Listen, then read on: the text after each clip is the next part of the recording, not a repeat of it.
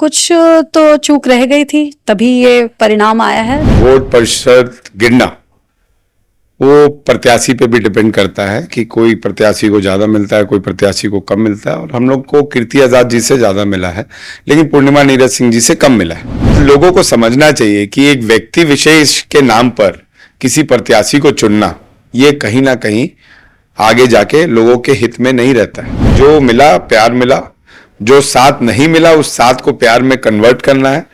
और आने वाले विधानसभा हो या लोकसभा का चुनाव हो, अनुपमा सिंह की उपस्थिति धनबाद लोकसभा में रहेगी। और अनुपमा सिंह अब बेरमो की वोटर नहीं, अब धनबाद की वोटर होगी।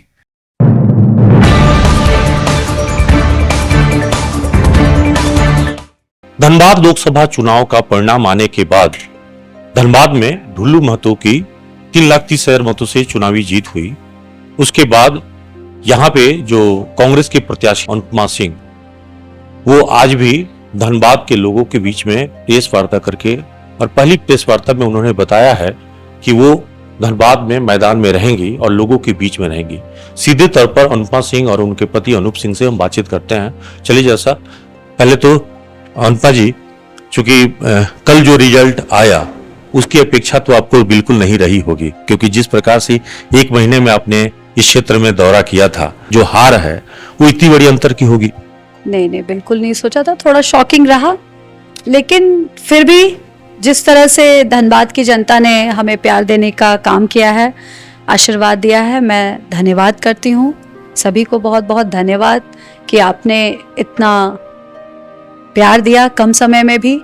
तो मैं यही चाहूंगी कि आगे ये अनुपमा सिंह आपके लिए हमेशा खड़ी रहेगी, जिन्होंने मुझे वोट दिया है और जिन्होंने किसी वजह से नहीं भी दिया है। तो मैं सबके लिए यहाँ खड़ी रहूंगी। 4,52,000 मत आपको मिले। ये मत भी पिछले बार की तुलना में 2019 की तुलना में 1 लाख अधिक है। 3.5 के आसपास पिछले बार मिले थे। इसका मतलब यह है कि वोट का प्रतिशत कांग्रेस का बढ़ा, लेकिन जितना लोगों तक पहुंचना चाहिए था आपका, वो नहीं पहुंच पाई, या आपको समय कम मिला। कुछ तो चूक रह गई थी, तभी ये परिणाम आया है। तो उसका हम लोग बैठक करेंगे, समीक्षा करेंगे, आगे जोड़ने का काम करेंगे, बढ़ाने का काम करेंगे अपने वोटों को और अपने लोगों को। मैं यही कोशिश करूंगी। क्या कमी रह गई थी, अब बाकी तो बहुत अच्छा रिस्पांस आ रहा था और लोगों ने दिया भी है, ऐसी बात नहीं है। शायद कम समय की वजह से ही ये हुआ है, जो कि उस समय कम समय था, पर अभी तो हमारे पास आगे काफी समय है। मैं लोगों से जुड़ूंगी, लोगों को बताने का काम करूंगी, हर छोटी बड़ी समस्या को समाधान करने की कोशिश करूंगी और मैं पूरी धनबाद की जनता के लिए यहाँ खड़ी रहूंगी। अनुप जी, ये पहला सवाल तो यही है कि जिस जगह पे आपके 6 विधानसभा में, एक विधानसभा में ऑलरेडी आपके विधायक हैं झरिया विधानसभा में भी आपके 37,000 ढुल्लू मतों के लीड बता रहा है। इसका मतलब यह है कि झरिया विधानसभा में भी वोट का कम आना, ये क्या संकेत कर रहा है कि क्या यहाँ पूरी तरह से तन्मयता से जितना मिलना चाहिए था वो सहयोग नहीं मिल पाया? देखिए, ये आकलन करना तो मैं समझता हूँ कि जो हमारी विधायिका हैं उनका काम है। निश्चित तौर पर वोट प्रतिशत गिरना वो प्रत्याशी पे भी डिपेंड करता है कि कोई प्रत्याशी को ज्यादा मिलता है, कोई प्रत्याशी को कम मिलता है। और हम लोग को कीर्ति आजाद जी से ज्यादा मिला है, लेकिन पूर्णिमा नीरज सिंह जी से कम मिला है। लेकिन ये संकेत पार्टी के हित में या आने वाले विधानसभा हित में सही है कि नहीं है, ये आकलन करना मैं समझता हूँ कि हमारी विधायिका का भी काम है। और लोकसभा चुनाव विधानसभा चुनाव से पहले हुए हैं, तो कहीं ना कहीं वोट परिषद को देखते हुए और वोट का जो बंटवारा हुआ है उसको देखते हुए हमारी जो आगामी विधानसभा चुनाव में जो विधायक हैं वो भी अपनी तैयारी को भी इसी ढंग से करें, ताकि और मजबूती से हम चुनाव विधानसभा में लड़ सके। ये मैं समझूंगा ये हम सबको करना चाहिए। एक विद्यार्थी को इतना कम समय में टॉप करने की उम्मीद कम होती है, लेकिन आपने 1 महीने के अंदर में पूरे इलाके में अपनी एक हवा बना दी और अनुपमा का पक्ष में एक हवा जो है सब जगह दिखने लगा, चर्चा होने लगी। 3 महीने का वक्त मिलता तो और बेहतर परिणाम आता। देखिए, हम तो एक ही चीज मानते हैं कि जो भगवान राम सबको लाए उन्हें कोई ला नहीं सकता है। और शायद धनबाद की जनता ये मान नहीं पाई, लेकिन अयोध्या की जनता ने ये मान लिया कि जो भगवान सबको लाए हैं उसे कोई व्यक्ति नहीं ला सकता। पूरा यूपी ही झटका दिया है। यूपी पूरा यूपी, निश्चित तौर पर ये बोला जाता है ना कि लोग बोलते हैं कि अयोध्या मंदिर का निर्माण हो गया, तो अयोध्या चलिए, अयोध्या जाइएगा, भगवान के पास जाइएगा तो आपकी फरियाद, आपकी मनोकामना ज्यादा सुनी जाएगी। अब अयोध्या ही के लोग ये मानने के लिए तैयार नहीं है कि भगवान को पीएम मोदी लाएं, भगवान को बीजेपी वाले लाएं। तो इसीलिए तो आज तक के इतिहास में सबसे कम सीट यूपी को इस बार भारतीय जनता पार्टी को मिला। लेकिन मोदी की गारंटी पर धनबाद के लोगों ने तो भरोसा कर दिया, और यही कारण है कि इस बार मतों का अगर आप देखेंगे तो भाजपा का करीब करीब सब जगह मत जो है ज्यादा आए। सर यही बात तो है कि मोदी जी आए नहीं यहाँ पे, अमित शाह जी आए नहीं, तब भी गारंटी लोगों ने दे दिया। और मोदी जी खुद स्वयं 4.5 लाख से गिर के 1.5 लाख वोट से जीते। तो ये खुद लोगों को समझना चाहिए कि एक व्यक्ति विशेष के नाम पर किसी प्रत्याशी को चुनना, ये कहीं ना कहीं आगे जाके लोगों के हित में नहीं रहता है, लोगों का अनिति करता है। और मैं तो बस इतना जानता हूं कि जो मिला प्यार मिला, जो साथ नहीं मिला उस साथ को प्यार में कन्वर्ट करना है। और आने वाले विधानसभा हो या लोकसभा का चुनाव हो, अनुपमा सिंह की उपस्थिति धनबाद लोकसभा में रहेगी। और अनुपमा सिंह अब बेरमो की वोटर नहीं, अब धनबाद की वोटर होगी। अब अपना नामांकन यहाँ पे जो है नाम जो है सूची में डालने जा रहे हैं आप, ईपिक बनाने। निश्चित तौर पर जब लोगों ने जिम्मेदारी दिया तो उस जिम्मेदारी को तो उठाना चाहिए। बस अनूप सिंह का एक वोट बढ़ जाए बेरमो में तो ये भी गलत होगा ना। अनुपमा सिंह को धनबाद की जनता ने वोट दिया है, धनबाद की जनता ने विश्वास जताया है, तो निश्चित तौर पर अनुपमा सिंह का फर्ज बनता है कि वो 5 लाख जो मतदाता है करीबन उनके साथ खड़े रहें, और जो लोग नहीं भी दिए उनके भी दुख सुख में रहें। तभी तो जनता आने वाले लोकसभा चुनाव में और अच्छे से अनुपमा सिंह को जान पाएगी। 1 महीने का समय कम होता है, मैं समझ सकता हूं, लेकिन 1 महीने में 5 लाख के करीब वोट मिलना अभी तक के धनबाद के इतिहास में एक कांग्रेस प्रत्याशी को सबसे ज्यादा वोट के रूप में देखा जा रहा है। यानी अब धनबाद की अनुपमा होके रह गई। बिल्कुल बिल्कुल, आपको बता दिया है, अनूप जी ने भी बता दिया है, मैंने भी वहां बाहर बताया है कि अनुपमा सिंह सिर्फ और सिर्फ आपके पास हैं, यही रहेंगी।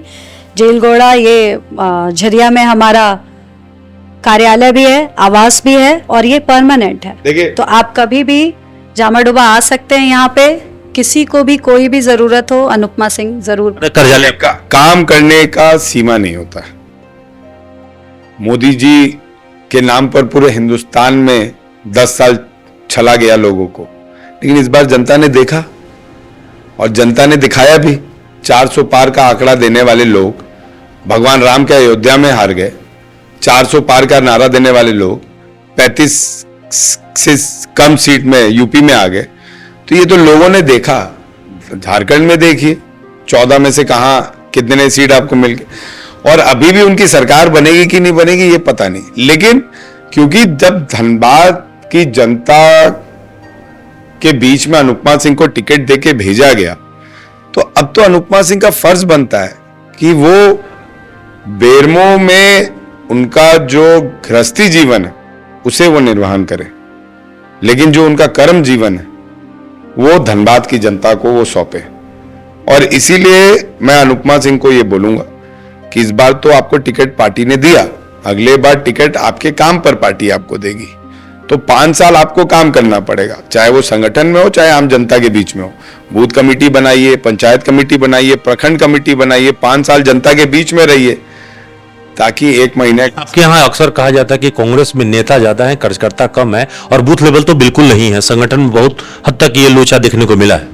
देखिए, मैं समझूंगा कि जो भी काम लोगों ने किया वो नेता और कार्यकर्ताओं ने मिलकर किया। मैं किसी पे कोई टिप्पणी नहीं करने चाहूंगा, और आने वाले समय में वही कार्यकर्ता और नेता भी काम करेंगे। निश्चित तौर पर सबको एक करना है, सबको एक प्लेटफॉर्म पे लाना। हिंदुस्तान की तरक्की में, हिंदुस्तान की प्रगति में उनका हिस्सेदारी हमें चाहिए।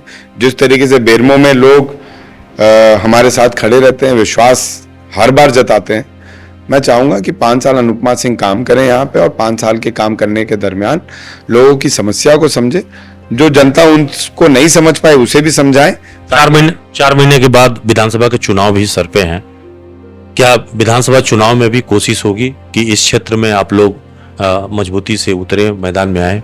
देखिए, विधानसभा चुनाव लड़ने का कोई वो नहीं है। हम धनबाद लोकसभा हारे हैं। धनबाद लोकसभा हारने के बाद हमारी जिम्मेवारी बनती है कि इस लोकसभा को किस तरीके से हम लोग महागठबंधन की ओर खींचें और ये सीट को जिताएं। तो इसलिए हम लोकसभा ही का तैयारी करते रहेंगे। धनबाद लोकसभा में जितने भी कांग्रेस प्रत्याशी के रूप में जो उम्मीदवार आएंगे, महागठबंधन के जो भी उम्मीदवार आएंगे विधानसभा में, उनको हम लोग सपोर्ट करने का काम विधानसभा में करेंगे और जी तोड़ मेहनत करके करेंगे। आने वाले समय में कांग्रेस पार्टी को एक सशक्त टीम और एक मजबूत टीम हम लोग धनबाद लोकसभा से देंगे। पहला आप प्रत्याशी हैं जहां पे अनुपमा सिंह, जो चुनाव हारने के बाद भी लोगों के बीच में डटे रहने और लोगों के बीच में बने रहने की बात है। 2014 में अजय दुबे आए, मैदान से चुनाव हारने के बाद फिर नजर नहीं आए। 2019 में कीर्ति झा आजाद आए और मैदान में आप पहले हैं जो 5 साल हारने के बाद भी लोगों के बीच में रहने की बात कर। देखिए, निश्चित तौर पर यह हमारा फर्ज बनता है कि हम रहें, क्योंकि 5 लाख जनता ने जो वोट दिया है उस जनता को हम क्या जवाब देंगे। और मैंने तो ये बोला भी है ना, मैंने अपने प्रचार के दौरान भी बोला है कि हम परिणाम के लिए चुनाव नहीं लड़ते। और एक भाषण में नहीं, कम से कम 200 भाषण में बोला है कि परिणाम के लिए हम चुनाव नहीं लड़ते, हम लोगों के लिए चुनाव लड़ते हैं, लोगों को सही दिशा में ले जाने के लिए चुनाव लड़ते हैं। उसके लिए अनुपमा सिंह का रहना यहाँ पे बनता है। और ये जेलगोड़ा आवास है मेरा, जेलगोड़ा कार्यालय है, यहाँ पे कार्यालय प्रभारी सतपाल सिंह जी हम लोग ने नियुक्त कर दिया है। अपने विधानसभा वाइज हम लोग ने कार्यालय प्रभारी नियुक्त कर दिया है। तो उनके साथ हम लोग मेहनत करेंगे और ये कार्यालय का गेट हमेशा धनबाद लोकसभा की जनता के लिए खुला हुआ है। इसी तरह हम बोकारो में भी चंदन क्यारी और बोकारो विधानसभा के लिए अभी जो हमारा जो 1 नंबर बूथ है, जो आपको